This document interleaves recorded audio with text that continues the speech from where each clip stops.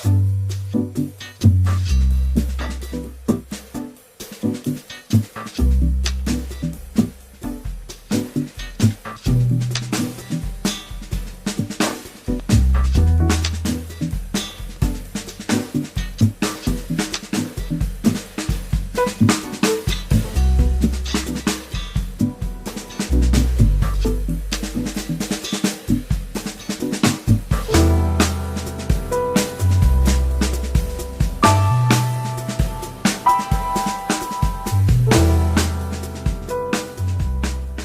me propongo con esta exposición?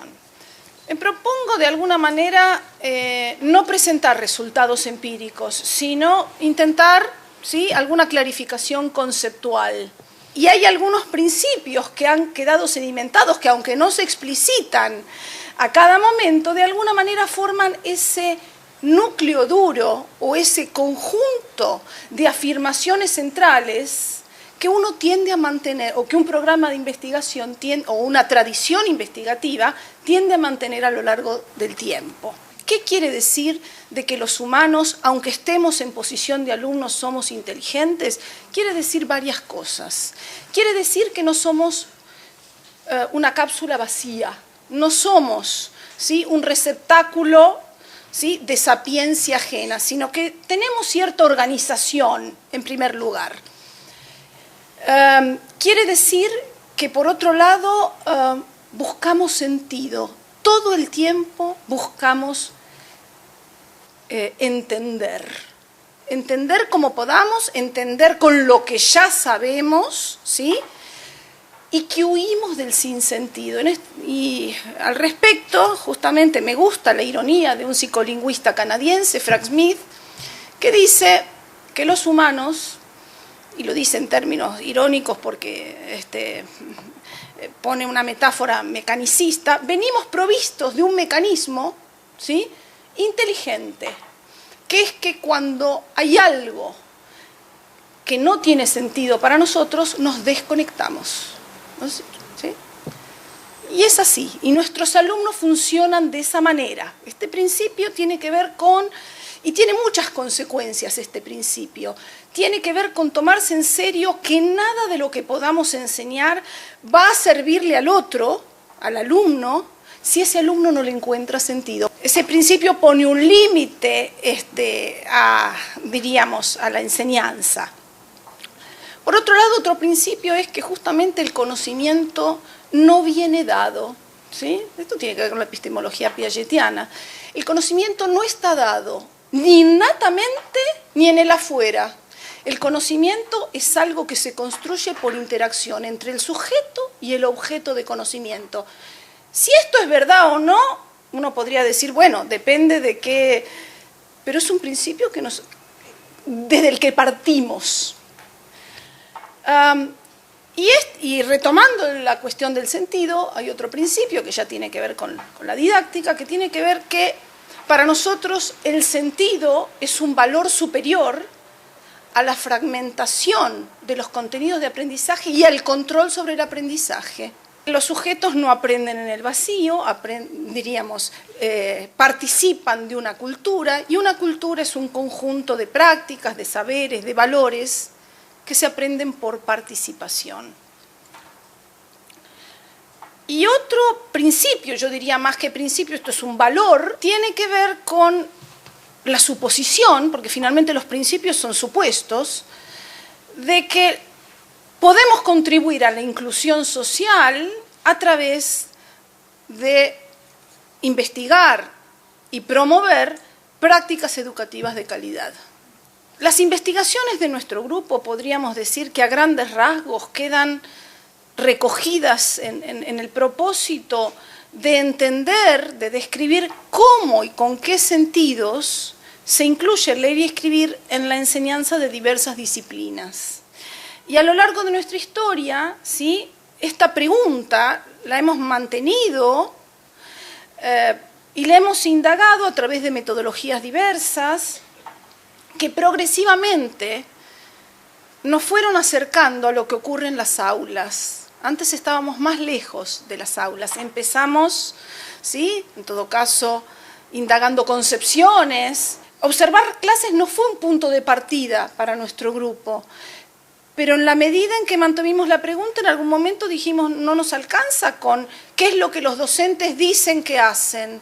Tenemos que ir a ver nosotros, porque entre el decir y el hacer podría haber potenciales diferencias, y de hecho las hay. El Gisiolem parte de estudiar qué ocurre en la universidad, pero fue incluyendo no solo el grado universitario, sino el posgrado, los institutos de formación docente, instituciones terciarias no universitarias, y más recientemente empezamos a indagar también qué ocurre en el nivel secundario. Si alguien quiere ver un poquito la historia, puede consultarlo en uno de los links del sitio del Gisiolem, ¿sí? Que es sobre líneas de investigación emprendidas por el Gisiolem, en donde vamos contando, detallando algo de esto. A grandes rasgos, decía que la prehistoria tiene que ver con el punto ahí, puse 1, tendría que haber sido 0, la alfabetización inicial. Bueno, acá hay un poquito las líneas que fuimos trabajando, inicialmente con un enfoque más de psicología cognitiva, de los procesos redaccionales de producción de borradores de estudiantes universitarios en situación de examen. Partimos también bastante inicialmente, diríamos el punto 3, haciendo investigación-acción, o sea, en nuestras propias aulas, ¿sí? Probando distintas formas de integrar la lectura y la escritura en asignaturas del nivel universitario, de posgrado y de formación docente. Y si hicimos algún estudio de educación comparada, tratando de ver, de describir sobre todo qué ocurre con la enseñanza de la escritura en diversas universidades del mundo. Hicimos estudios exploratorios con muestras pequeñas, de conveniencia o intencionales, con entrevistas a docentes y alumnos, indagando sobre lo que ocurría, o la perspectiva y el sentido que encontraban de lo que se hacía con la lectura y la escritura en sus clases, pero justamente empezamos a ver, ¿sí?, que lo que se declaraba a través de entrevistas nos era insuficiente. Abarcamos también, para ampliar las muestras, un estudio nacional a través de encuestas, una encuesta a nivel nacional acerca de qué hacen los docentes o los profesores de institutos de formación docente relativo a la lectura y la escritura en sus clases. Pero siempre hasta ahí estábamos en qué es lo que los actores, ya sea docentes o alumnos, declaran o manifiestan que ocurre. Entonces, ha habido de alguna manera una evolución, no investigamos, o sea, si bien mantenemos los problemas, hemos ido variando las metodologías, ¿sí?, además de acrecentando o incluyendo nuevos niveles educativos o nuevas asignaturas, porque todo esto lo estamos haciendo en asignaturas disciplinares, ¿sí?, diversas. Esta variación, entonces ahora yo lo que quiero que pensemos, que cuando hablamos de variación, también simultáneamente podemos ver, ¿hay algo que permanece en todo eso que cambia? ¿Sí? Esta dialéctica entre conservación y cambio, dialéctica muy piagetiana, por cierto. Y nosotros pensamos que sí, que hay algo que permanece, que hay ciertos principios, o sea, ciertas hipótesis o supuestos del núcleo, y no serían hipótesis porque no las ponemos a prueba, son los supuestos con los que orientamos las investigaciones que permanecen, y son los supuestos acerca de lo que entendemos que es el aprendizaje, que son los alumnos, que son la lectura y la escritura y que es la enseñanza. Muy bien, ¿cuáles son esos supuestos? Y esto es lo que yo digo, que entonces cuando después aparecemos quizás citados, bueno, hay que ver si estos supuestos son compatibles con los supuestos al respecto que tienen otras investigaciones. Sobre el aprendizaje de la lectura y la escritura, nosotros pensamos que justamente no es un estado sino un proceso, y a quienes tienen también un origen piagetiano esto les resonará, no es original, pero lo pensamos de la lectura y la escritura, y en tanto proceso, es un proceso que no termina nunca. Este principio ¿sí? ¿En qué medida determina o acota o pone límites o configura qué investigamos y cómo lo investigamos? ¿Sí? Esta es una afirmación, muy bien. Pero eso, ¿qué consecuencias trae respecto de lo que hacemos como investigadores? Entonces nosotros pensamos que si asumimos este principio, y esto fue lo que ocurrió bien al inicio de nuestro grupo, nos alejamos de los estudios diagnósticos, que eran los estudios vigentes, ¿sí? Al momento en donde nosotros empezamos a investigar qué ocurría en la universidad. Estudios diagnósticos que básicamente lo que hacen es identificar qué es lo que no saben hacer los alumnos, ¿sí?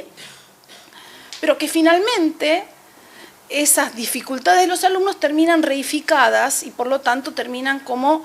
Y para nosotros, si aprender a leer y escribir es un proceso, en realidad va a estar llena de cosas que uno no sabe hacer en ese proceso. Por lo tanto, no vamos a investigar qué es lo que no se sabe hacer, ¿sí? Entonces, asumir este principio nos llevó a alejarnos, ¿sí?, de las investigaciones para identificar lo que no se sabe hacer.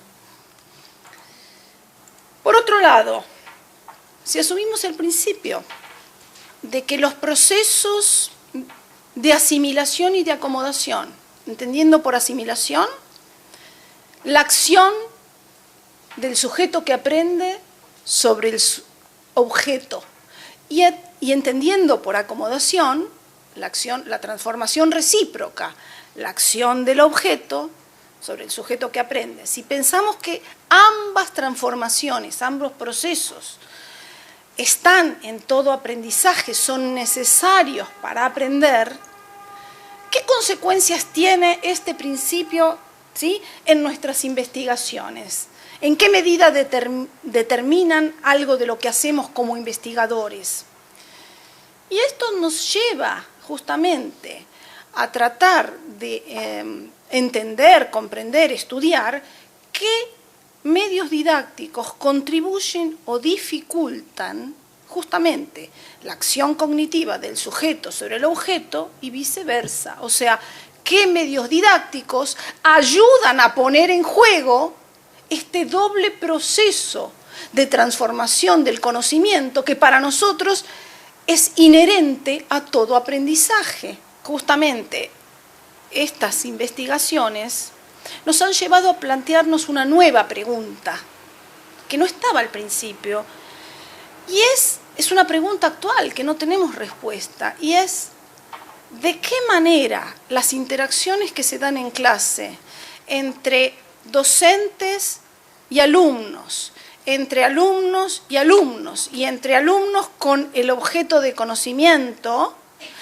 de qué manera esas interacciones pueden evidenciar, si es que, y esta es una pregunta que no tenemos respuesta, que es la pregunta que estamos tratando de ver, si en los registros de clase, ¿sí?, sin haber tomado pretest ni posttest, sin hacer un grupo experimental y un grupo control, sino analizando registros de clase, podemos encontrar, no sabemos si vamos a tener éxito, algún indicador de que están ocurriendo procesos de aprendizaje. ¿Qué pasa con la concepción de alumnos que tenemos? Bueno, ya lo anticipé, ningún humano es una tabula rasa, ningún humano, ¿sí?, viene sin nada. Venimos con una organización que se va complejizando a través de las interacciones, ¿sí?, con los distintos objetos de conocimiento y con las distintas culturas en las que participamos. Este principio de que por lo tanto somos inteligentes porque tenemos organización, ¿en qué incide acerca de qué nos preguntamos y qué investigamos?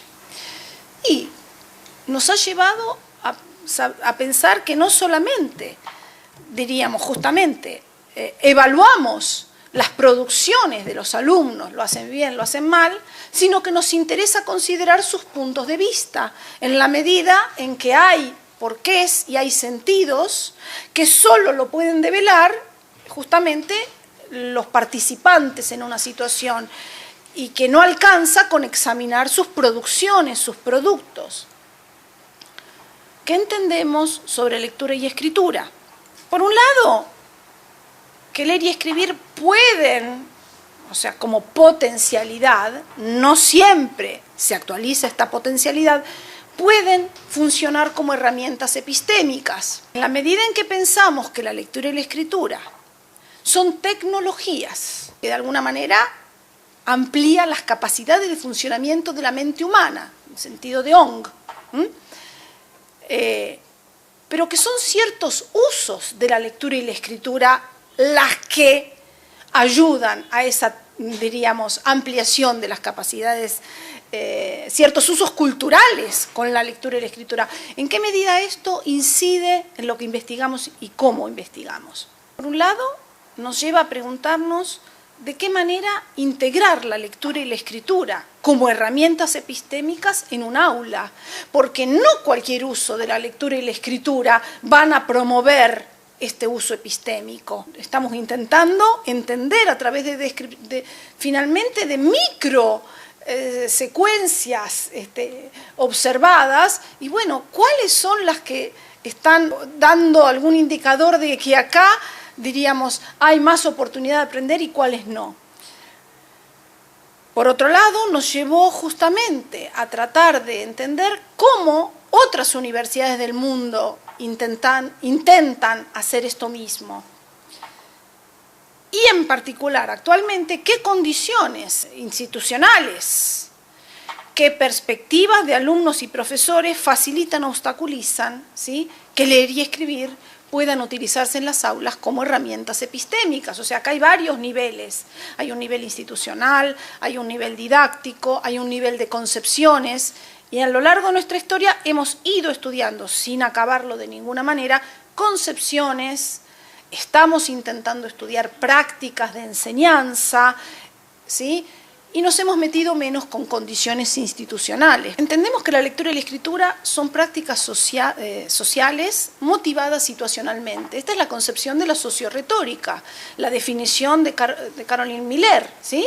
La lectura y la escritura son prácticas sociales motivadas situacionalmente, y nosotros pensamos justamente que en la medida en que son motivadas situacionalmente, aprender estas prácticas sociales, ¿sí?, exige aprenderlas en contexto. Justamente motivadas situacionalmente quiere decir que se ejercen esas prácticas porque hay una necesidad social que las está motivando. Y en este sentido nos diferenciamos de quienes conciben a la lectura y la escritura como conjunto o como suma o como agregado de habilidades discretas, ¿sí?, una separada de la otra, ¿sí?, que pueden ser, diríamos, generalizables para cualquier contexto. Ahora bien, este principio, este supuesto, ¿cómo incide en lo que investigamos? Nos ha llevado entonces a tratar de mirar qué ocurre con los usos de la lectura y la escritura en las distintas asignaturas. ¿Qué concebimos sobre la enseñanza? Y acá nos diferenciamos justamente de otras corrientes. Para nosotros la enseñanza, y sobre todo en los últimos años, ¿sí?, es un objeto de investigación de pleno derecho. Nosotros pensamos que la enseñanza, si bien puede tener varios aportes disciplinares de distintas disciplinas, como marcos de referencia, o sea, podemos tener en cuenta la investigación psicológica, yo acabo de citar principios que vienen de la psicología, de la epistemología, podemos tener como referencia el aporte de otras corrientes, la lingüística, por supuesto, ¿sí?, pero pensamos que para decir algo sobre la enseñanza, la debemos convertir en objeto de estudio. Y convertir la enseñanza en objeto de estudio nos ha conducido, no lo sabíamos antes, pero nos fue llevando a decir, tenemos que ver qué ocurre en las clases, tenemos que observar, tenemos que registrarlo, tenemos que objetivar eso que ocurre en las clases, ¿sí?, para que la enseñanza no sea un campo de aplicación de conocimiento producido en una encuesta, en un laboratorio, en un test, ¿sí? Sino que la enseñanza, ¿sí?, pueda justamente ser estudiada y decir algo sobre sí misma. También tenemos supuestos o principios sobre cómo diseñar esas interacciones, porque estamos suponiendo que de determinadas secuencias de enseñanza van a ser más fecundas que otras. Pensamos que los alumnos aprenden solo si encuentran sentido en lo que hacen y si activamente transforman la información recibida. Justamente para aprender pensamos que alguien tiene que estar de cuerpo y alma y no con el alma vendida al maestro, ¿sí? No que lo hago como oficio de alumno para cumplir con lo que está esperando. Hay algo de un alumno que se le tiene que estar jugando la situación de aprendizaje para por lo menos desde nuestro supuesto, para entender que eso que se está trabajando va a tener alguna impronta en él, o sea, que va a ser algo que dure. Una de las condiciones del aprendizaje es que sea duradero y que pueda ser utilizado en una situación un poquito distinta que la que se pidió, o sea, que no solo sea utilizado en el momento del examen. Justamente por este mismo principio, pensamos que la lectura y la escritura deben estar presentes que el trabajo con la lectura y la escritura han de estar presentes en todas las clases, en ciertas condiciones, porque pensamos que la lectura y la escritura es lo que en el mundo académico, por lo menos en el nivel, esto lo empezamos pensando en el nivel universitario, en las ciencias sociales, es lo que puede ayudar a que los alumnos ejerzan una acción cognitiva sobre el objeto de conocimiento en mayor medida que si solo escuchan la clase que da el profesor. Eso es lo que estamos tratando de ver, cuáles son las situaciones de lectura y escritura insertas en las asignaturas que ayudan a poner en marcha, ¿sí?, los procesos de conocimiento que nosotros suponemos que son los que están en la base o que son inherentes a todo aprendizaje. La noción de que lectura y escritura son prácticas sociales, ¿sí?, la noción de alfabetización académica como esfuerzo denodado, ¿sí?, por enseñar a participar en prácticas sociales, nuestras prácticas de enseñanza, porque además de investigación hacemos enseñanza, seguimos un enfoque que llamamos socioretórico, en donde se escribe, no se trata de escribir bien o mal, sino en qué contexto algo va a funcionar, algo escrito de una determinada manera va a funcionar mejor o peor. En eso se incluye la normativa. Si yo en mi casa escribo una nota, para mí, que voy a leer yo, y pongo coma entre sujeto y predicado, con lo cual es incorrecto, pero eso solo lo leo yo, no tiene ninguna importancia, no me tengo que tomar el trabajo de revisar ese escrito mío para no poner coma entre sujeto y predicado, porque el contexto de uso de esa escritura no amerita la adecuación a la norma. En cambio, el contexto de uso, si yo voy a publicar esto en un resumen, y bueno, nadie se va a morir por la coma entre sujeto y predicado, pero si me ven 10 comas entre sujeto y predicado a lo largo del texto, alguien va a decir, hay algo que Paula no aprendió y no voy a hacer tan buen papel.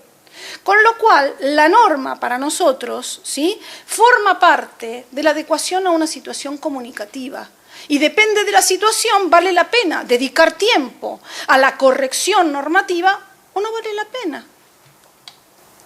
En el mundo académico casi todas las situaciones valen la pena, lo aclaro, ¿sí? Pero no porque es la norma, sino porque vale la pena escribir y que alguien me lea, y vale la pena mostrarme como un autor capacitado y no como un incompetente gramatical.